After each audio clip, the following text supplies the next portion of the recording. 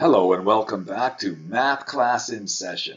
Next up in curve sketching, asymptotes. Vertical, horizontal, and oblique asymptotes. Vertical asymptotes. A rational function of the form f of x, when f of x is a fraction, p of x over q of x, there's a vertical asymptote at x equals c if q of c equals 0. In other words, if c is a value that makes the denominator equal to 0, x equals c is a vertical asymptote. There is, however, one proviso: p of c can't also be 0. Otherwise, we've got the 0 over 0, which is the indeterminate one. Any function has a vertical asymptote at x equals c if the limit as x approaches c from either side is plus or minus infinity. And in the vernacular, vertical asymptotes are located at x values where the denominator equals 0. Recall the graph of the rational function y equals 1 over x from grade 11. It looks like this. There's a vertical asymptote at x equals 0. Notice when x equals 0, the 0 is in the denominator. And notice that the limit as x approaches 0 from the right of f of x is positive infinity as x approaches 0 from the right. And the limit as x approaches 0 from the left of f of x is negative infinity as x approaches 0 from the left. Example: determine the vertical asymptotes of the function and describe the behavior of the graph of the function for the x values near the asymptotes. Solution: vertical asymptotes will be found at x values that make the denominator equal to 0. So we'll pay attention to the denominator then and find out what x values make it equal to 0. If you factor it, you can see that x must equal negative 4 or 3.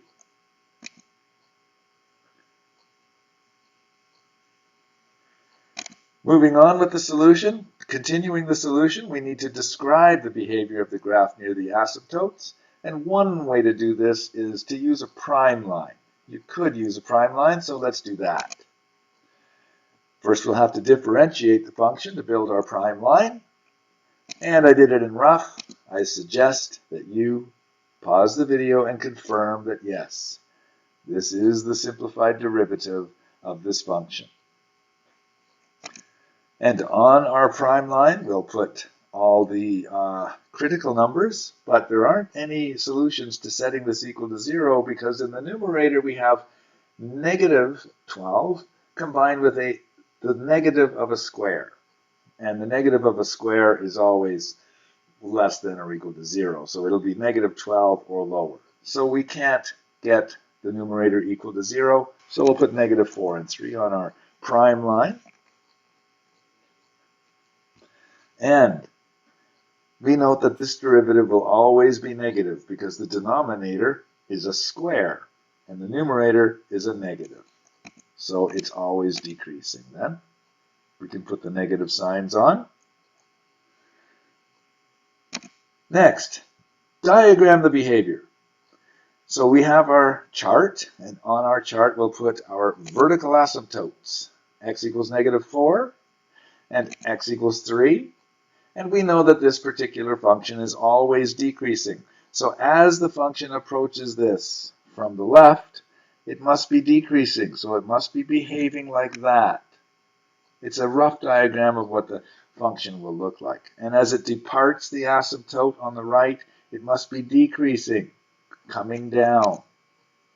This is coming down as it proceeds to the right. And as it approaches the asymptote here, x equals 3, it's still decreasing. This function is always going down. And as it departs the asymptote on the right, it's decreasing, coming down. Here it is coming down as it proceeds to the right.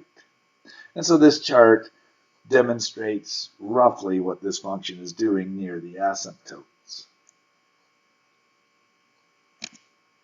Horizontal asymptotes and limits at infinity, two related concepts.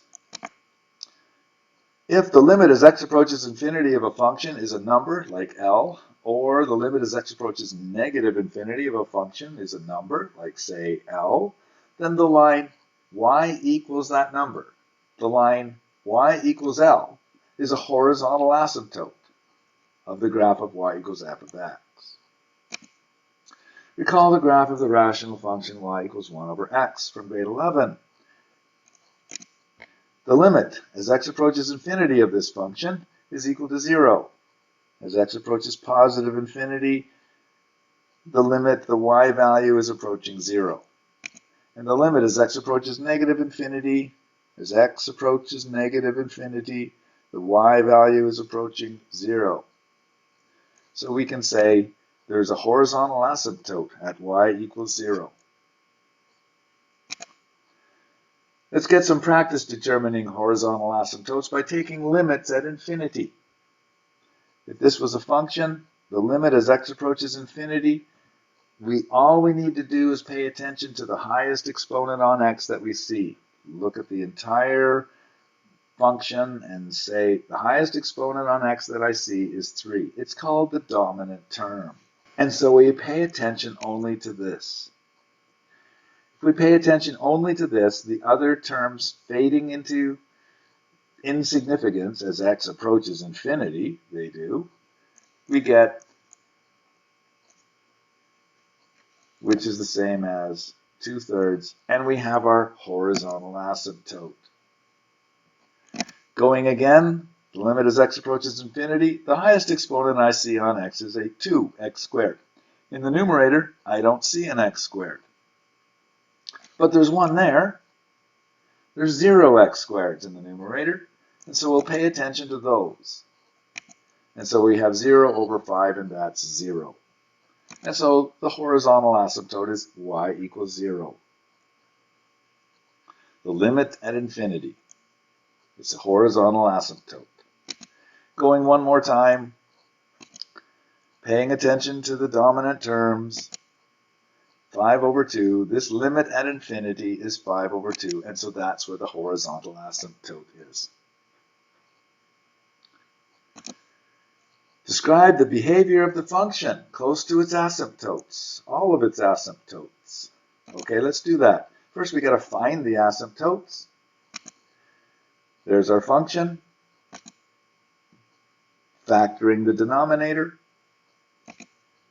finding our vertical asymptotes, x equals 3 and x equals -3, stating our horizontal asymptotes, paying attention to the dominant terms here, which is only the x squared, so we have 0 over 1, y equals 0, and we have our asymptotes.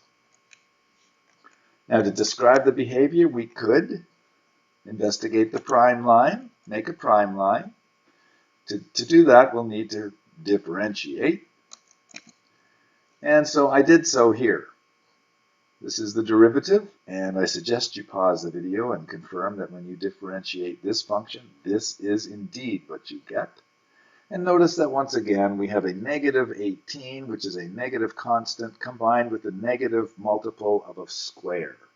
And negative multiples of squares can't possibly be positive, so this numerator will always be negative and won't generate any critical numbers when we set it equal to 0. It'll always be negative, in fact. So, building our prime line, we'll use plus and minus 3, because at plus and minus 3, this derivative is not defined, and we know that it is always decreasing. So we can put our negative signs in, and we've uncovered a lot of data about this particular function. It's got its vertical asymptotes, its horizontal asymptote. We're looking at a prime line here. Let's see if we can put this on the chart. Diagram the behavior. We can start with the vertical asymptotes, x equals -3 and x equals 3. The horizontal asymptotes, there's only one, y equals 0. Now notice I only drew it on the ends because that's where horizontal asymptotes exist. Functions sometimes pass through their horizontal asymptotes in close to the origin, but as x approaches infinity, they approach their asymptotes. They're different from vertical asymptotes. Functions cannot cross their vertical asymptotes, but they can cross their horizontal asymptotes. Remember, horizontal asymptotes are limits at infinity. And now, knowing that our function is always decreasing, it must decrease from here as it progresses to the right, and then as it approaches x equals minus 3, it must be decreasing. As it departs from x equals minus 3, it must be decreasing, coming down as it goes to the right, and as it approaches the next asymptote, it is decreasing, and as it departs that asymptote, it is decreasing, and as it approaches the horizontal asymptote, it is decreasing. So our calculus work has developed all of this data about this graph. And then I plugged it into the graphing software, and I got this. Our calculus work, the software.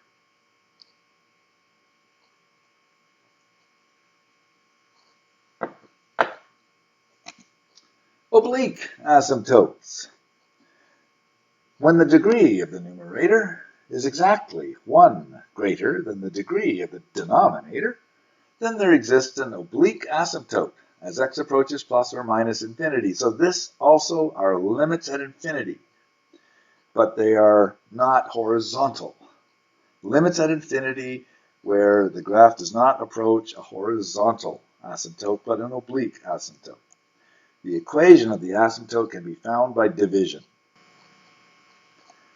Example. State the equation of the asymptotes for a function.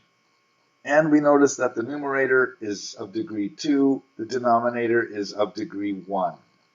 It's important to notice this because this is the only time this works, when the numerator is of degree 1 more than the degree of the denominator.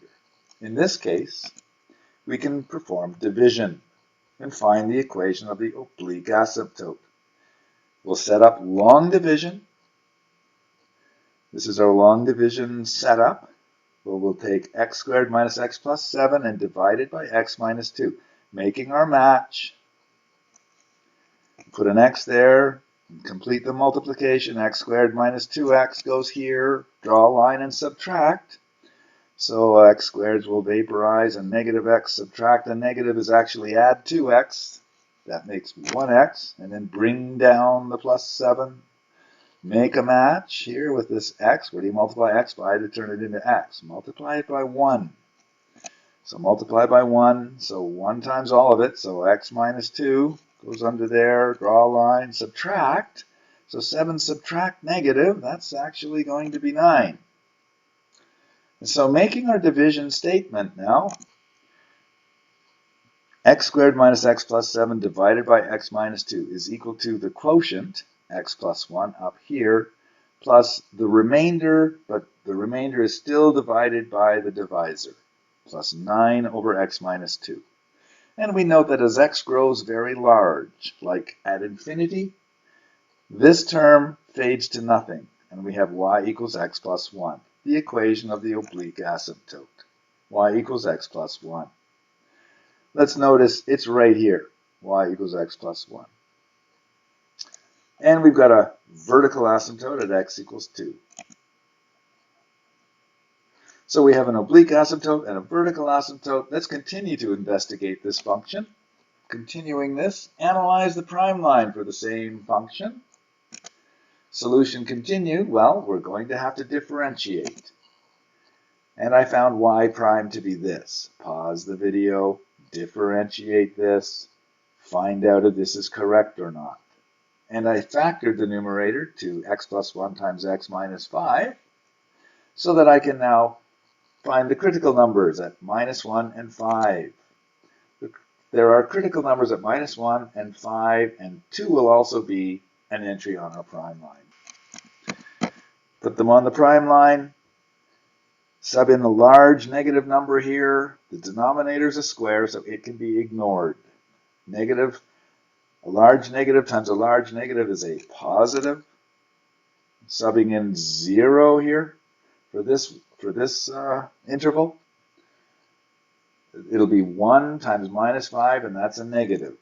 And we can ignore the denominator because it's a square, and that's always positive. Subbing in, say, 3 for this interval. 3 plus 1 is 4, that's positive. 3 minus 5 is negative 2, so it's a positive times a negative, that's negative. And something large and positive will be positive times a positive. That'll be positive. And looking further, we are increasing to an x value of -1 and then decreasing. That tells us that there is a maximum at -1. And where'd this -3 come from? It came from taking -1 and substituting it into the original. Pause the video and do that work. There's a minimum point. Now here we have a decreasing function, but it comes up to an asymptote and then it's decreasing again. So there's no critical point here.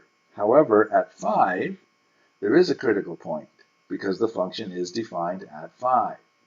Decreasing to it and then increasing, there must be a minimum at 5, 9. Where did the 9 come from? Look at the amount of information we've developed using calculus about this function. Its intervals of increase and decrease, its local max and min, its asymptotes. Let's gather it together. We've got an oblique asymptote at y equals x plus 1. We've got a vertical asymptote at x equals 2. We've got a maximum point here and a minimum point there. We've got intervals of increase and decrease displayed on a prime line. Let's all carry it all forward to the chart. And let's begin. The max point, -1, -3. Just go to it, -1, -3, put a point there. The min point, 5, 9. Go to 5, 9, and put a point there. Vertical asymptote at x equals 2. Vertical line through x equals 2. Right there. Oblique asymptote at y equals x plus 1. Well, it's like mx plus b, y equals x plus 1. You need to be able to graph a line with ease. Y equals x plus 1. So now we have a graph that's decreasing to this minimum point and then increasing and obeying the asymptotes. Where else could it be but there?